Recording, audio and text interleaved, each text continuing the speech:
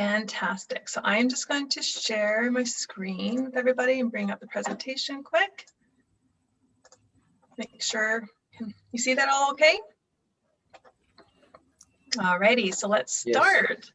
So welcome everybody again to this week's edition of Tidy Tuesday. So happy that you can be here.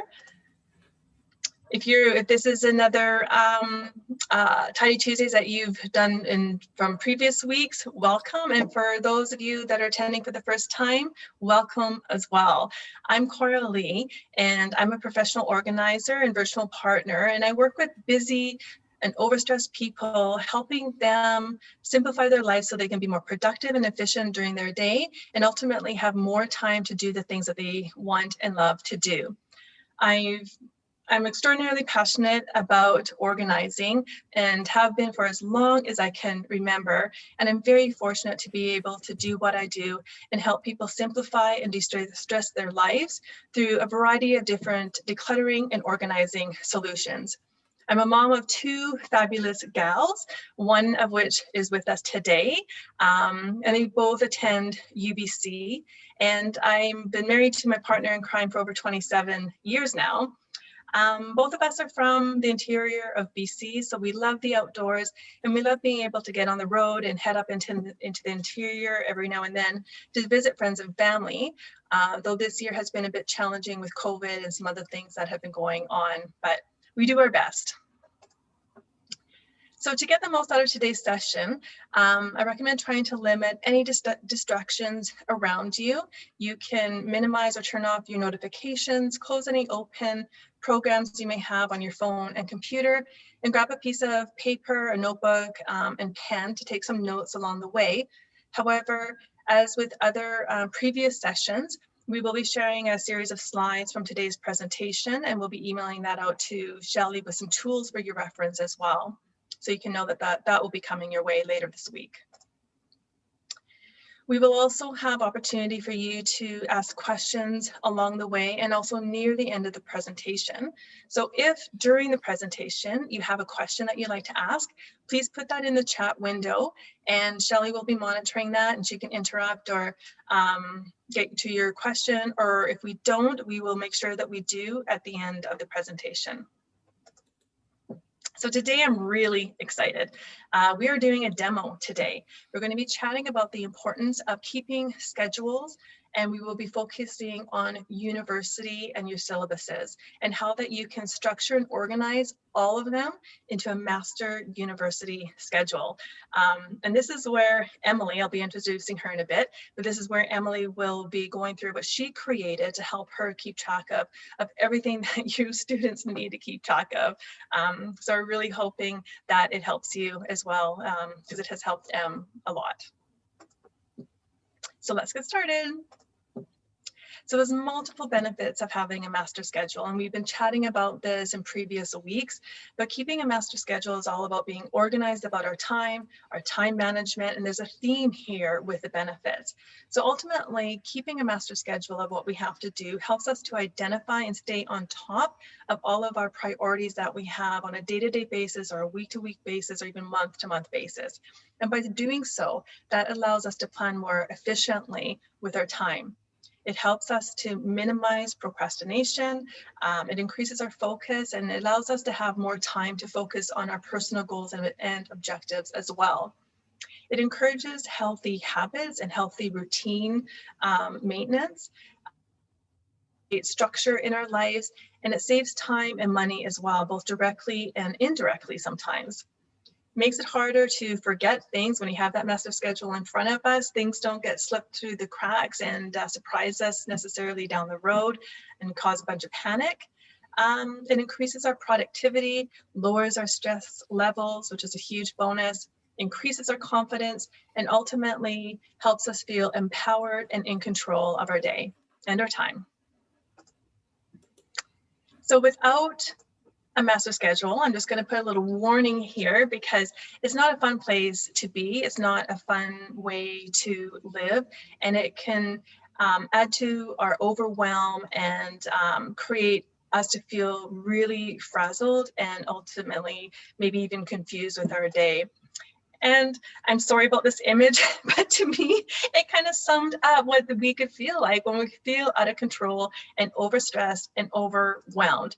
But with the master schedule, it's much more healthier. It's a way more balanced place to be. We're in more in control, and we have more flexibility in our day. So let's forget that image and that nasty place of frustration and franticness, and focus on being in a more balanced area in our life. So what we're going to do today is we're going to review a system to help organize and create your master university schedule. So with that, I'd like to introduce my eldest daughter, who is Emily.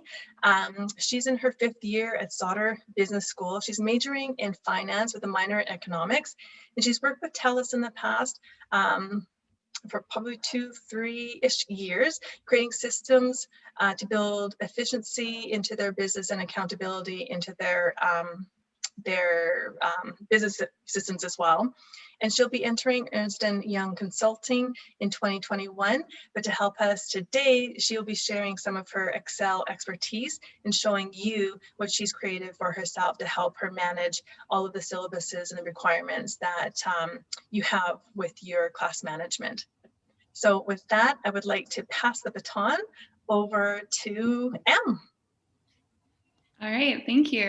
Well, all of the things that I'm going to present today are the product of me experiencing everything that can happen when you don't have a master schedule. This is actually something that I just learned this year, and it's my 5th year now. So when I learned about it, I was kind of annoyed, to be honest, because for the first 4 years of my undergrad, I relied on like written schedules and honestly just communicating with my classmates in class, like asking questions, when are things due, what's going on, keeping updated socially, which is obviously a lot harder to do this year. So this is a trick that I wish I knew earlier, but I'm happy at least that I know now during a digital semester.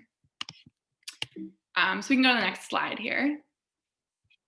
I just want to get a really quick temperature check on everyone's comfortability and what they use and what they don't use. So you can use the annotate function if you know what that is. Essentially, you just toggle over your screen, go to view options on the top, and then annotate, or you can answer in the chat about what you guys currently use for your structures. So whoever uses a calendar, myself, I use a calendar. I never, oh, sorry, go back. No worries. Perfect. I never used digital, and I have used Excel before.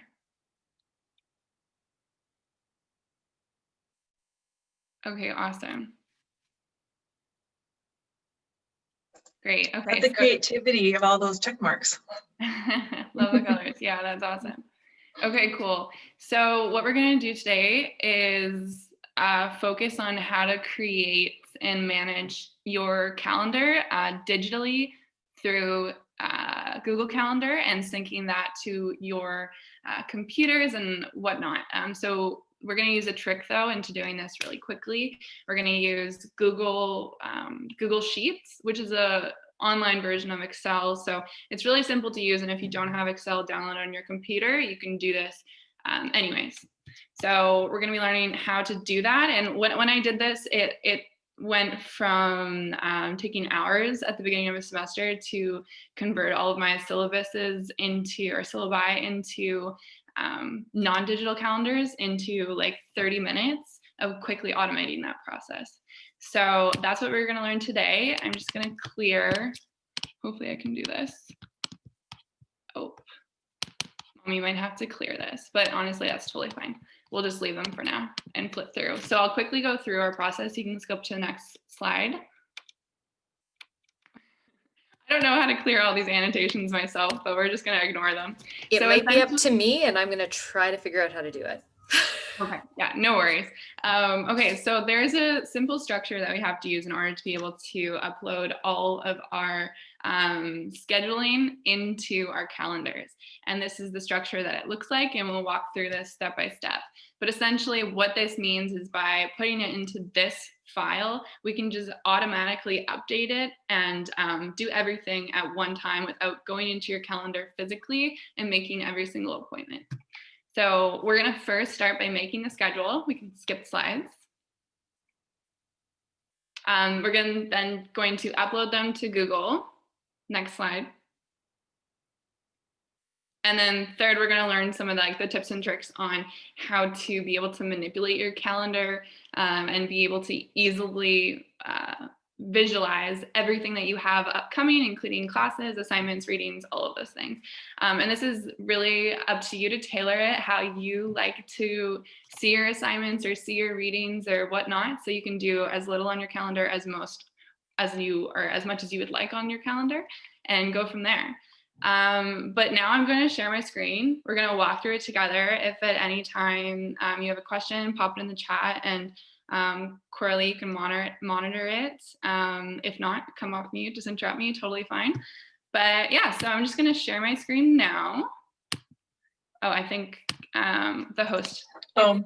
You could enable multiple screen sharing or just unshare your screen. Perfect. All right. Thank you. Okay, so the first step is creating a Gmail account, and I'm just going to assume that most of us have a Gmail account. The next one is syncing that to your computer. So you can go here, System Preferences, and look up Account, and it'll lead you to all of these different accounts. So the one I'm going to be using today is my UBC Gmail that I've created. And I've synced my calendar to my account already. If you don't know how to do this, this is really easy to just Google search as well. But so we're not going to focus on this process. Finally, this is what our final product is going to look like, a really categorized and systematic and automated calendar. But to do this, we have to start from the basics. So we have to go into Google Sheets, which is just part of the Google system, and we have to create this template here. So these templates and these names of each field are, they need to be exactly like this. It has to be in English, and that's how the calendar recognizes each of these columns. So the subject is going to be equivalent to your event title, whatever you want your event title to be. The start date, start time, end date, and end time will tell the calendar when it starts and when it ends and where it sits within your calendar. And finally, the description is the equivalent to notes within each event. So it will look like, for example, I'll go here, office hours, or here, I'll do my readings. So this will be the subject.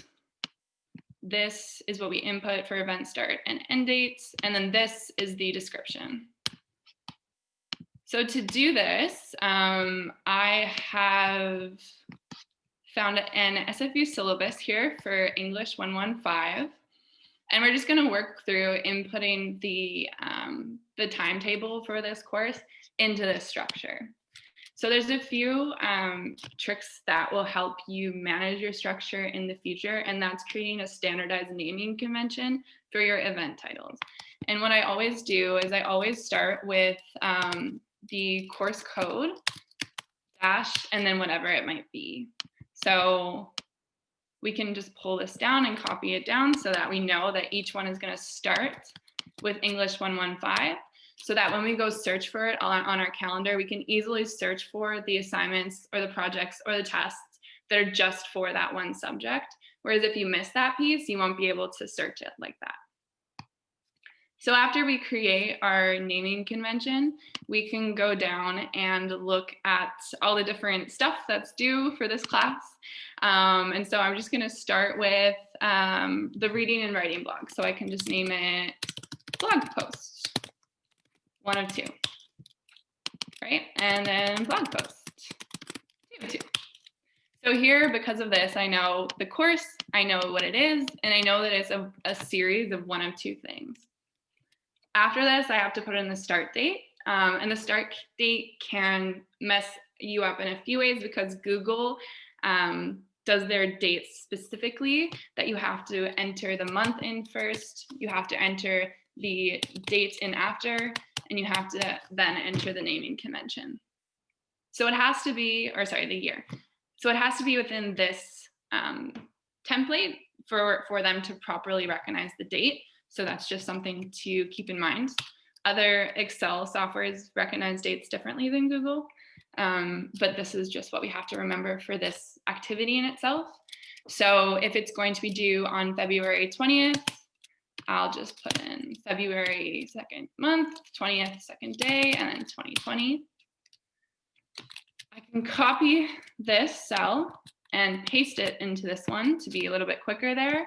And then I'm just gonna adjust for the March 27th date.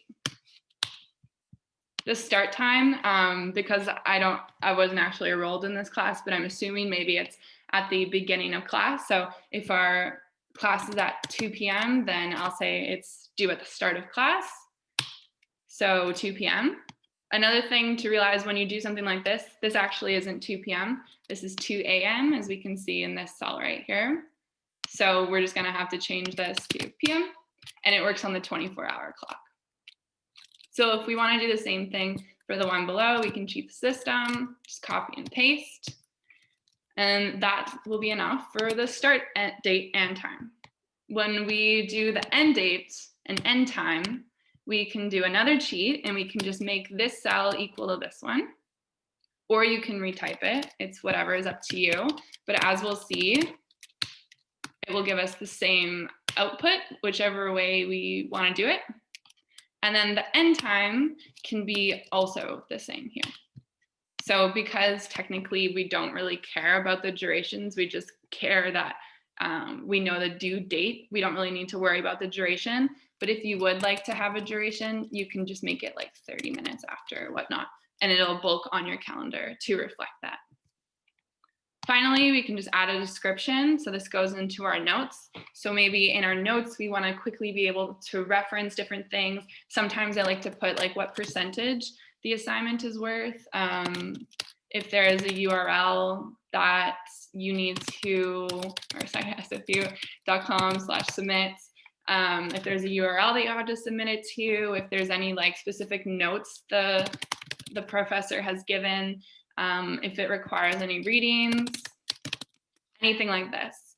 One of the cheats that I have for readings is to actually copy and paste the link to that reading. So if I'm like previously, if I'm on a bus or if I'm in transport or whatever, I could just quickly go on my phone, click the link on my calendar, and I don't have to like go through the library links or all of that that process. It's just way more direct. So description you can really use as much as you want or as little as you want. It's not mandatory, but I find that it's important, or it helps a lot to just put whatever relevant information you think would be helpful in there. All right, so after we've done that, we do it for all of our, we do it for every single assignment. We can do it for every course. As long as we're changing the naming conventions, it will apply across the board. And yeah, so that's what we'll do. And then once you do that, I've already gone through and completed the rest of the syllabus, so I'm not gonna sit here and do it. It will look like this. So this is the full completion of this calendar. And if you had multiple classes, you do it for each one, as I mentioned. And then the next step is to just upload it. So I'm just going to delete that one so it just knows to upload this one. And yeah, I'm just going to pause here, see if there's any questions so far about the template and the different requirements that Google has. I can't see the chat, so all good? All good. I had a no, quick no question. questions. Oh, we've got one. Someone's got a question. Go ahead. So I don't have a Mac. I was wondering, is the process of doing this different than on another computer than a Mac, or is it the same? Yeah, absolutely. So it's the same. As long as you properly sync your Google account to your calendars, it'll work. But the best thing about Google is that it's all on the cloud. So you just need to be able to log on to Google to do all of this process. Does that answer your Thank question? you. Yeah, thank you. Cool. And when we go through, we'll see a little bit more in detail how it's applicable across both systems. But yeah. Awesome. Anything else? No? Okay, cool. Okay, so after we do this, we're gonna export the file. So in order for it to read the file, it has to be in a very particular format. So some of you guys might be familiar with Excel, whatever, PDF, but the one that we need is comma separated values. And that's how the calendar system properly reads our structure and our file that we just created. So as long as we save it as a CSV, we're gonna be fine. So let's just make sure this saves properly. Open it up. It will show as Microsoft Excel, but you don't need Excel to save a CSV. So after we do that, we're gonna go to our Google Calendar account. Sorry, I'm just gonna move some things on my screen to better see it. Awesome.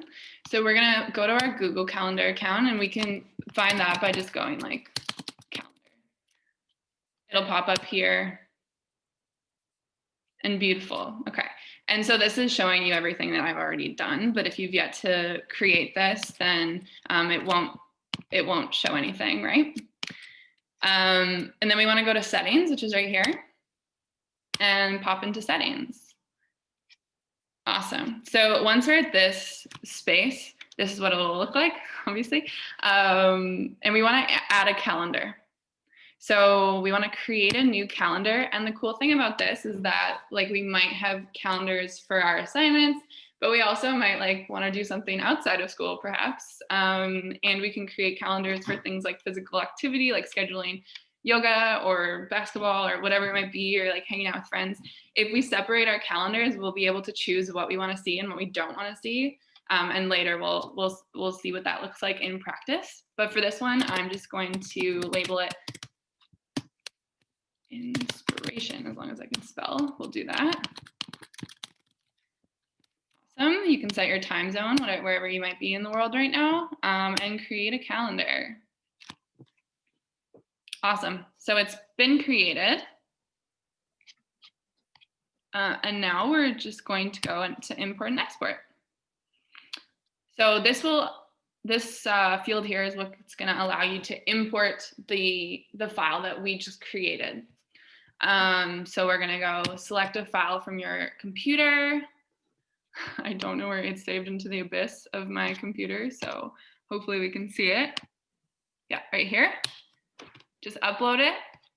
And then we're gonna go select the calendar that you want. This one's important because if I were to have saved it to like my university, obviously I can't go back and easily delete it since that syllabus isn't actually relevant to me. So if you separate things, it's easier to control what you want to see and what you don't. That's one of the examples. And then import. Beautiful. So this is the message that we want. If you didn't save your file as a CSV, if you save it as something else, it's going to tell you it didn't import, and you're going to be like, why? And that's why you need to save it as CSV. Same thing, if you didn't do your date the proper way, if you didn't go month, date, year, in that structure, it will also not work. So if you're getting an error message, just check those two things. That's probably that. It's easy to forget. Awesome. And so we can go here and we can see that it's created. The next step for me is I'm notorious at forgetting things. So I like to set up notifications for my university calendar so that I can be notified either a couple of days in advance of something or a week in advance of something. And you can do this by going to the settings on your calendar. So just scroll down and event notifications. So you'll see here that we can add a notification, and I'm just going to go ahead and do that. Minutes won't help me. I'm going to go days, and realistically, I only do things 3 days in advance. So I'm going to add that notification, and it'll work for me. Okay, cool. This is also later on, if you want to delete your calendar, you can just go to remove calendar and press delete. But since we don't want to do that yet, we still have our semester to complete of English. we can now move back to where we view our calendars, and we'll see that this has been updated.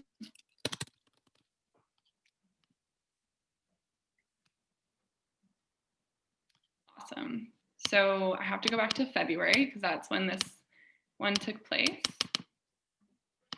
So, and we're just coming up to 4 p.m. Okay. Is there Yep, much? there's a couple minutes left, so Okay. I'll just finish up really quickly. So we can go in here and we can see that, what was the date? It was February 27th or something like that. So we can see here that this has been uploaded. My favorite part about this is that syncing it with your other calendars are possible. So in Mac specifically, I can sync up my Google calendars to reflect this. So if I get rid of everything here, we can see that my organized inspiration calendar has been synced, and I'm just viewing this right now. So I'm going to go back to February here. Sorry. And we can see from this view everything we have coming up. So this is really nice because you can start planning like what you do when and yada, yada, yada. And you can discriminate also what you plan to see. So I'll just give you guys an example of what mine looks like right now. That might be probably useful, more useful than just a couple. So I'm going to go to today, and I'm going to show my university one in my iCal calendar. So as you can see with my iCal calendar, it looks crazy because it'll show up all of, it'll basically show my classes and my assignments. But what I really like about this is that if you deselect your courses, you can now just see your assignments. So I'm just seeing my assignments on my computer and on this visual, and I can way better understand what I have going on today and what I have going on tomorrow. That's actually a deliverable and requires me to action something. And when you combine them together, it gives you a really robust image of what about what your semester and your month looks like. So that's really all for me. I know that was pretty fast for operating on a time constraint. If you guys have any questions on like how to properly do this, if you missed anything, just reach out. I know that Koralee has her contact information at the end. So yeah, feel free to reach out and we can go through it together. This is something that I've found super, super valuable this year, and it has really helped me out. So yeah, for example, my date coming up, my link is right there, or let's see, my link is right here, and I'll be reading that after this call. So. Thank you so much, Em. That's so good. I have a question that came up here. Mm-hmm. And also anyone who has to go, it is 4 o'clock. We will be sending you links like we always do. So you will be getting this information. Do you have to delete and create a new calendar each semester? No, so you don't. Great question. So you can always import new files. Well, you'll have to create the file each semester, right? But you can choose to import it back to this this calendar. So for example, when I do this next semester for myself, I'll look at all my syllabuses, write it all down on the file, but then I'll upload it to my university one, and it'll merge the two calendars. Okay, thank you. Can we, the request here is, can you email step-by-step instructions that can be followed? Is that something that you can do? Or you can send them to me and I can forward them out? Is that possible, Emily? Oh yeah, absolutely. Okay. So if you guys want to just email Koralee, or Mom, could you pop your email into the chat here? Sure, yeah. So if you guys just want to email that, that email there, obviously state you're looking for the instructions to the calendar, we'll be able to send that to you guys. If you send them to me, if Koralee sends them to me, then Okay. I can just send them out to everyone who is here. Okay. So that they have the instructions. Yeah, that that'd be way, absolutely, that works. even Yeah, people who absolutely. don't That's know probably they easier. need them will have them. Exactly. And again, someone asking about a recording of the session, I am going to do my best to work on doing the recording thing. I managed it last time. I'm hoping it works this time. Does Yeah, anyone valuable information here. And I wish I had, well, we didn't have this kind of technology when we were in university. But this is pretty powerful to have. And it really ties into everything that we've been kind of leading up to, this month's series of information about time management and our scheduling and just keeping track of all of that stuff. Once you have this template formed, like Emily said, it's so easy just to replicate it. And you can replicate it outside of your university requirements as well, right? So you can input information for your personal life, your family life, and all of that stuff, and be able to click and choose what you may want to see at any given time, but truly have a master schedule with everything that you need to get to, or that you want to keep track of as well. You have a lot of flexibility with this, and you can play around so that it suits what you need to keep track of. Oh, we had someone in the chat earlier say that she really liked the idea. They really liked the idea of that you could just show one calendar at a time, like that you can do, like you can just show your classes, and then you can remove whatever you're doing in your spare time, or you can just show your spare time, whatever. Yeah, because sometimes when you look at that, it's a bit overwhelming, right? And if you are specifically looking for a particular class or subject or what have you, you can easily minimize everything else that you don't need to focus on to get to that sooner. Yeah, in a less stressful way, for sure. So I just want to say some people have left, but there are still some people here. Does anyone have any questions that you want to ask right now? If you guys are okay with hanging out for a bit. Yeah, of course. I know. Emily, can you put up your calendar? We'll see if you've got something right after. I don't have it right after. I do have to read though, but that's totally fine. Here. Doesn't look like there are a ton of questions right now.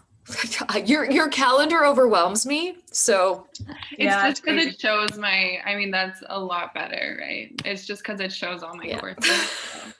But I do have I have my different calendars for clubs and yoga when I was using it, travel.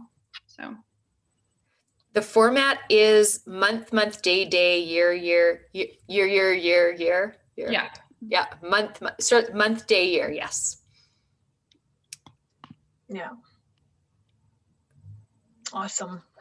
Well, that was fantastic, Em. Thank you so much for sharing that with everybody here, and having this information to be able to forward later this week as well is going to be so valuable, because that was a lot of information. I know for me, I was trying to keep up.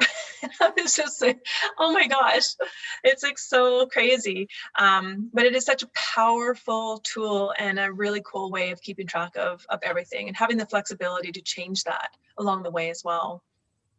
Yeah, super cool.